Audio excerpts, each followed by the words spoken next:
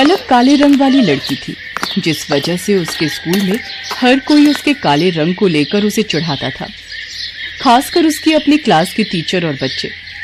पलक, तुम लाइन में सबसे पीछे खड़ी हो जाओ, और टीना सांची, तुम कुछ सुंदर लड़कियां आगे आ जाओ। प्रिंसिपल मैम का ऑर्डर है, हमारे स्कूल के बेस्ट बच्चों का फोटो स्कूल मैगजीन में छपेगा, इसलिए मैं चाहती हूँ मेरी क्लास के बच्चों का फोटो ही मैगजीन में छपे। पर मैम, ये पलक तो बहुत काली है, पूरी फोटो इसी से खराब हो रही है। मैम, ऐसा नहीं हो सकता, हम इस पलक को इस फोटो में से हटा दें? नहीं बच्चों, अगर ऐसा हो सकता तो ये काम सबसे पहले मैं ही कर देती। मैं खुद नहीं चाहती ये काली स्टूडेंट मेरी क्लास में भी रहे। मैम, मैं पानी पीने जाऊं?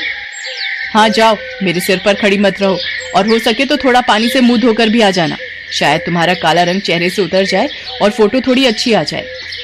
टीचर की और बच्चों की बातों को सुनकर पलक रोती हुई वॉशरूम की तरफ चली जाती है और वहां जाकर फूट फूट कर रोने लगती है। पलक के माता पिता दोनों नौकरी करते थे और बड़ी मेहनत से पैसे कमाकर उन्होंने पलक का अंग्रेजी मीडियम में एडमिशन करवाया था। इसलिए पलक अपने माता पिता से कभी भी अपना दुख नहीं कहती थी। पलक को दौड़ने का बहुत शौक था। वो रोजाना सुबह स्कूल जाने से पहले दौड़ने का अभ्यास करती थी, पर वो जब भी अपनी टीचर से स्कूल में दौड़ प्रतियोगिता में भाग लेने के लिए कहती थी तो उसकी टीचर उसे साफ मना कर देती थी और बच्चे उस पर हंस देते थे। तू दौड़ेगी? अपनी शक्ल देखी है कभी शीशे में? मैम तुझे कभी भी दौड़ प्रतियोगिता में नहीं लेंगी। आज तक हमेशा से टीना ही विनर रही है और आगे भी रहेगी। इतनी देर में क्लास टीचर भी आ जाती हैं। बच्चों, हमारे स्कूल को बहुत ही बड़े लेवल पर दौड़ प्रतियोगिता के लिए भेजा जा रहा है। टीना, मैंने तुम्हारा नाम प्रिंसिपल मैम को दे दिया है। ओके मैम, मैं आज से ही प्रैक्टिस शुरू कर देती हूँ। मैम, मैं भी दौड़ प्रतियोगिता में भाग लेना चाहती हूँ। नहीं पलक, मैं तुम्हें इस प्रतियोगिता में नहीं ले सकती। तुम देखने में बिल्कुल भी सुंदर नहीं हो, और अगर मैंने तुम्हें इस प्रतियोगिता में ले लिया और तुम हार गई तो प्रिंसिपल मैम मुझ पर गुस्सा होंगी। पलक रोती हुई घर आती है, पर जैसे ही वो अपनी माँ को सामने देखती है, अपने आंसू पोंछ लेती है और खाना खाने बैठ जाती है। पर उसका मन उदास था, इसलिए पलक अगले दिन स्कूल की छुट्टी ले लेती है। उसे पता था कि वो स्कूल जाएगी तो और बच्चों को प्रतियोगिता में जाता देख उसका मन दुखेगा। अरे पलक बिटिया, आज तो स्कूल नहीं जा रही? नहीं माँ, आज बस थोड़ा सिर में दर्द है, इसलिए घर पर आराम करूंगी। कोई बात नहीं पलक बिटिया, तू तो रोजाना ही स्कूल जाती है, आज छुट्टी कर ले और आराम करना। एक काम करो, आज तुम चले जाओ, मैं पलक के पास ही रुक जाती हूँ। उसे किसी चीज की जरूरत होगी तो बना दूंगी। ठीक है, फिर मैं अकेला ही काम पर चला जाता हूँ। पलक की माँ उसके पास ही घर पर रुक जाती है। पलक सो रही थी और उसकी माँ काम कर रही थी। इतनी देर में दरवाजे पर कोई आता है। जी, मेरा नाम रामलाल है, मैं पलक बिटिया के स्कूल का चपरासी हूँ। मुझे वहाँ की प्रिंसिपल मैम ने भेजा है। उन्होंने तुरंत ही पलक को स्कूल बुलाया है। वो किसी दौड़ प्रतियोगिता में जाना है, शायद यही बात हो रही थी। पलक को, पर उसकी तो अभी तबीयत। रामलाल भैया, आप मैम को बोल दो मैं अभी तैयार होकर स्कूल पहुंचती हूँ। दौड़ प्रतियोगिता का नाम सुनकर मानो पलक के दिमाग में कौन सी फुर्ती आ गई कि वो जल्दी से तैयार होकर स्कूल पहुंच गई। अच्छा, तो तुम पलक हो बेटा, हमें तुम्हारी बहुत जरूरत है और इस स्कूल को भी। टीना जो तुम्हारी क्लास की है वो इस प्रतियोगिता में भाग नहीं ले सकती। उसके पैर में चोट आ गई है, इसलिए डॉक्टर ने उसे दौड़ने के लिए मना किया है। हम चाहते हैं कि तुम अपने स्कूल के लिए इस प्रतियोगिता में हिस्सा लो और जीत कर ही लौटो। मैम, मैं आपसे वादा करती हूँ, मैं इस प्रतियोगिता में जीत कर ही लौटूंगी। पलक, मुझे माफ कर दो बेटा, मैंने एक टीचर होकर भी तुम्हारे साथ कितना गलत व्यवहार किया। पर आज जब हमारी क्लास की और स्कूल की इज्जत का सवाल है तो हमें तुमसे बेहतर दौड़ प्रतियोगिता के लिए कोई बच्चा नजर ही नहीं आया। मैं जानती थी कि तुम रोजाना सुबह दौड़ने का अभ्यास करती हो, इसीलिए मुझे तुम्हारा नाम सबसे पहले याद आया। मेरी शुभकामनाएं तुम्हारे साथ हैं। पलक, देखना तुम इस प्रतियोगिता में जीत कर ही लौटोगी। Thank you ma'am, thank you so much. मैं आपसे वादा करती हूँ मैं इस प्रतियोगिता में जरूर जीतूंगी। पलक की क्लास के सब बच्चे भी उसे शुभकामनाएं देते हैं और पलक पूरे जोश के साथ दौड़ प्रतियोगिता में हिस्सा लेती है और जीत कर लौटती है। उसकी प्रिंसिपल मैम और क्लास टीचर उसे इनाम में ट्रॉफी देकर सम्मानित करती हैं।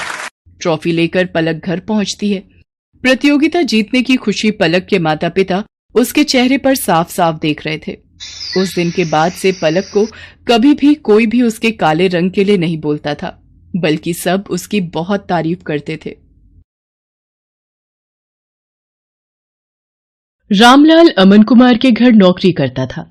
अमन कुमार का बेटा सौरभ एक बड़े स्कूल में पढ़ता था, जबकि रामलाल का बेटा दीपक एक सरकारी स्कूल में पढ़ता था। सौरभ और दीपक दोनों ही पढ़ने में होशियार थे और अपने अपने स्कूल के अच्छे बच्चों में उनका नाम था। देखो पापा, मेरा रिपोर्ट कार्ड मिल गया, मैं क्लास में फर्स्ट आया हूँ। अरे वाह सौरभ, मुझे पता था मेरा बेटा इस बार भी क्लास में फर्स्ट आएगा। अरे रामलाल, दीपक भी तो अपनी क्लास में फर्स्ट आया है ना? अभी कुछ देर पहले ही वो भी अपना रिपोर्ट कार्ड दिखा रहा था। जी साहब, वो भी अपनी कक्षा में अव्वल आया है।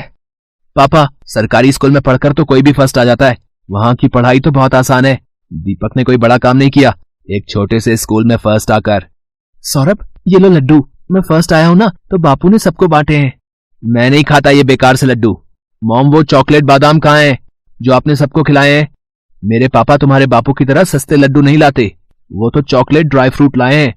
और ज्यादा इतराने की जरूरत नहीं है, तुम हमारे नौकर के बेटे हो, जितनी मर्जी कोशिश कर ले तो मेरी बराबरी नहीं कर सकता। सौरभ बेटा, ऐसे नहीं बोलते, दीपक भी अच्छा बच्चा है।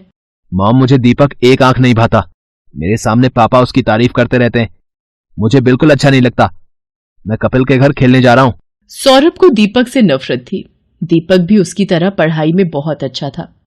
ये बात सुनकर सौरभ और गुस्से में आ जाता है। सौरभ कपिल के घर खेलने चला जाता है। क्या हुआ सौरभ, आज तू बड़ा गुस्से में है? मैं दीपक से नफरत करता हूँ। आज मैं जब पापा को अपना रिपोर्ट कार्ड दिखा रहा था तो दीपक ने भी अपना रिपोर्ट कार्ड दिखाया, वो भी मेरी तरह फर्स्ट आया है। फिर तुम ही बताओ, फिर पापा उसकी भी तारीफ करने लगे, वो हमारे नौकर का बेटा है, ये बात मुझे उसे समझानी होगी। अरे तू चिंता क्यों करता है, सब ठीक हो जाएगा। अच्छा सुन, कल दोपहर में सारे दोस्त गेम में पैसे लगा रहे हैं, तू कितने लगाएगा? मेरी तरफ से 200 रुपए लगा दे। अरे तू फिर से अपनी मम्मी के बैंक अकाउंट से 200 रुपए लेगा तो तेरी मम्मी गुस्सा नहीं करेंगी? मेरे पापा बहुत रिच हैं, मेरे पास पैसों की कमी नहीं है। मेरे मम्मी पापा मुझसे कुछ नहीं कहते हैं क्योंकि मैं स्कूल में हमेशा फर्स्ट आता हूँ। सौरभ को गेम पर पैसा लगाने की आदत पड़ गई थी। वो आए दिन अपने दोस्त कपिल और बाकी दोस्तों के साथ ऑनलाइन गेम खेलता और उस पर पैसे लगाता। सौरभ पढ़ाई में अच्छा था, इसलिए उसकी मम्मी भी उसे अकाउंट से पैसे लेने के लिए कुछ नहीं कहती थी। सौरभ, तुमने मॉम के अकाउंट से आज फिर 200 रुपए निकाले हैं। पापा, वो मेरा ऑनलाइन ग्रुप गेम चल रहा है ना, तो उसी के लिए चाहिए थे। अरे मुझे पता है, सौरभ ने मुझे बता दिया था कि वो 200 रुपए ऐड कर रहा है। बेकार में गुस्सा होते रहते हो मेरे लाल पर। वो तो ठीक है संध्या, पर चलिए आप नाश्ता कीजिए, बच्चे हैं आपस में लगे रहते हैं। संध्या अमन की बातों पर ध्यान नहीं देती। सौरभ को गेम खेलने की आदत पड़ती जा रही थी। एग्जाम भी नजदीक आ रहे थे। एक दिन, सौरभ क्या बात है, आजकल लग रहा है तुम पढ़ाई पर ध्यान नहीं दे रहे हो। तुम्हारी मैम का फोन आया था, तुम 2 दिन से ट्यूशन में लेट पहुंच रहे हो। मम्मी, वो एग्जाम आ रहे हैं ना, तो मैं कपिल के घर बैठकर पढ़ाई करता हूँ। हम दोनों साथ में ही ट्यूशन जाते हैं, तो पढ़ते हुए समय का पता ही नहीं चलता। अच्छा ये बात है, तुम कपिल के घर बैठकर एक्स्ट्रा टाइम में पढ़ाई कर रहे हो, ये बहुत अच्छी बात है। उधर दीपक भी अपनी आने वाली परीक्षाओं की तैयारी कर रहा था। बापू, इस बार मुझे फिर से फर्स्ट आना है, देखना मैं खूब मेहनत करूंगा। अब मुझे पता है मेरे बेटे, तुम पढ़ाई में बहुत मेहनत कर रहे हो। देखना, तुम्हारा ये जोड़ा हुआ विद्याधन एक दिन तुम्हारे बहुत काम आएगा और तुम एक दिन हम सबका नाम रोशन जरूर करोगे। चलो दीपक बेटा, अब आकर ये दूध चावल खा लो, मैंने तुम्हारी पसंद के बनाए हैं। और तुम वो कहाँ जा रहे हो अपनी कक्षा के बच्चों के साथ?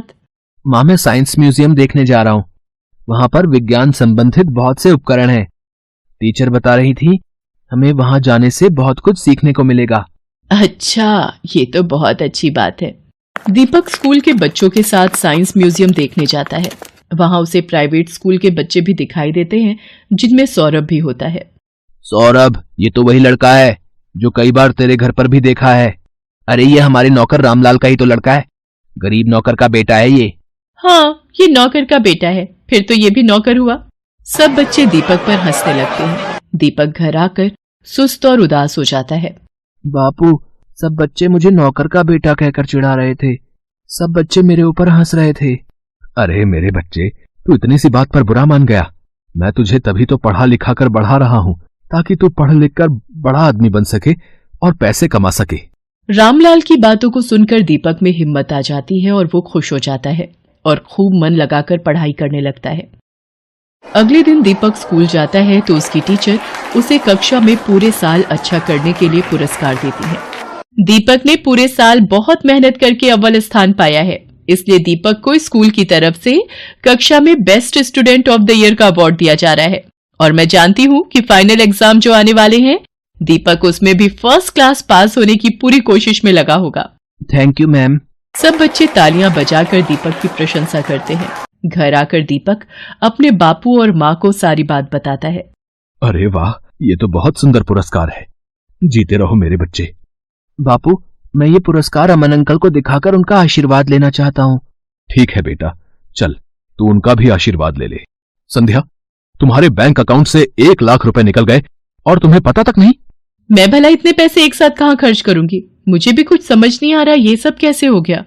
रुको, मैंने बैंक से सारी डिटेल निकलवाई है। बैंक की तरफ से ही फोन है। अमन बैंक वालों से फोन पर बात करने लगता है। रामलाल और दीपक भी वहीं खड़े थे। हो गया सत्यानाश। और दो लाडले को मोबाइल फोन। तुम्हारे बेटे ने बेवकूफी में 1 लाख रुपए न जाने किसी ऑनलाइन गेम में लगा दिए। अब भुगतो। और है कहां ये सौरभ? वो तो अपने दोस्त कपिल के साथ ट्यूशन गया है। मेरे फोन पर सौरभ के ट्यूशन से फोन। जी, मैं सौरभ की मम्मी बोल रही हूँ।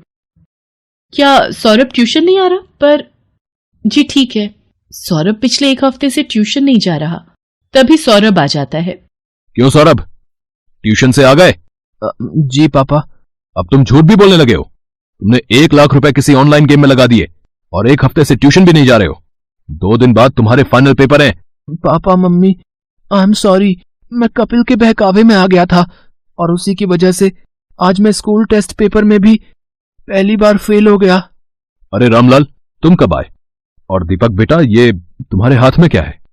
जी ये वो, आज मुझे स्कूल में बेस्ट स्टूडेंट का अवार्ड मिला तो आपका आशीर्वाद लेने आ गया।